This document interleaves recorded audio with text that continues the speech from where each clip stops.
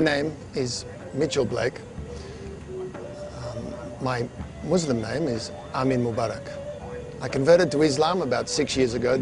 Inshallah, this will be my 7th Ramadan. I would like to say that I would like my face to be shown in this interview because it's very important that people are able to look at the eyes of the person and be able to understand and inshallah, some nur will be shown in the face, and that people can understand there really has been some changes. I'm in prison for trying to carry drugs through Don Mueang Airport, which was in 1993 or 2536. I've been here for 17 years. This will be my 18th year. My life before Islam was very unhappy. I was the sort of person that was always trying to fulfill an emptiness in myself, and of course that cannot be filled no matter whether you purchase more possessions or whatever you try to do. The emptiness will not be filled. And so basically my life was very empty before Islam. Why I converted to Islam? I was in a situation where I had decided to die. I had decided that I could no longer continue to live the way that I was living. It was an empty existence. It was of no value. I was of no value to anybody or myself, and had decided quite simply that it was the end. And I decided to achieve this by going on a hunger strike until I passed away. I was determined to not only die, but to make a spectacle of myself. I wanted to destroy everything about myself. And a strange thing happened on that hunger strike. Someone had given me a copy of the Holy Quran, and I started to read it. And I'm afraid that after I read it, it was simply impossible for me to kill myself, and I'd found a way, inshallah, that I could live. And so after a full calendar month, 31 days of not eating, I decided to recite the Kalma Shahada to become a Muslim. And since then, everything has improved dramatically. Well, the first person I told was my mother, and her reaction was priceless. She said, first you're a drug dealer, then you come to prison, you're a criminal, now you want to be a terrorist? Astaghfirullah. And she didn't talk to me for a very long time after that. She was cranky. You know, when will I stop making my life more complex? When will I get the picture?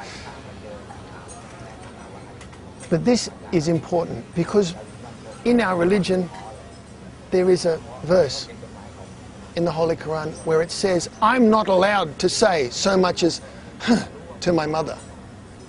I have followed that since day one. And you know, it fixed everything. Just following that one verse, I have not mistreated in thought, in word, in letter, my mother ever, alhamdulillah, since I read that verse. The power of that alone, you can't have a one-sided fight. You can't have a one-sided argument.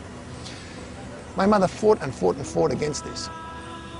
And then one day, she got on a plane, she flew here to Thailand, and she looked at me. And she said, you're happy? I said, yes, I'm happy. She said, you haven't been happy since you were 3 years old. I was a happy child when I was 3. I was very good. Everything went bad after that. But I was a happy child.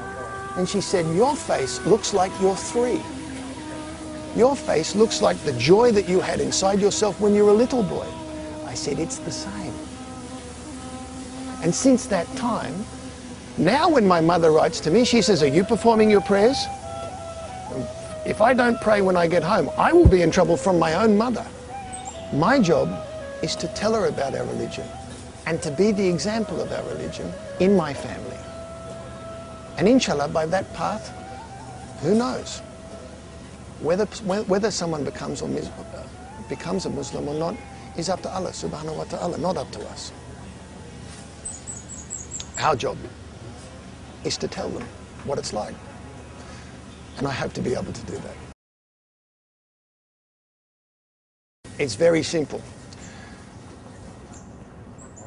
Nabi Isa, Jesus was there. Nabi Musa, Moses was there. Every person that appears in the Bible was there.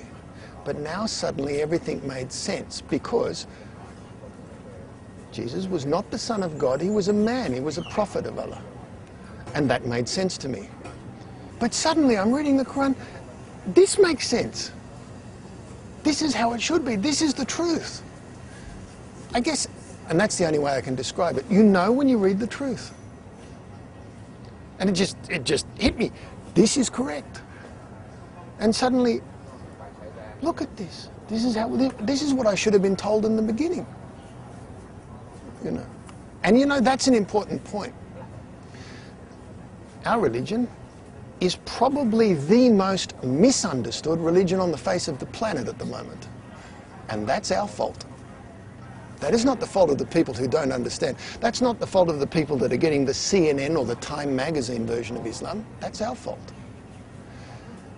I had never been told anything about Islam other than that it was dangerous.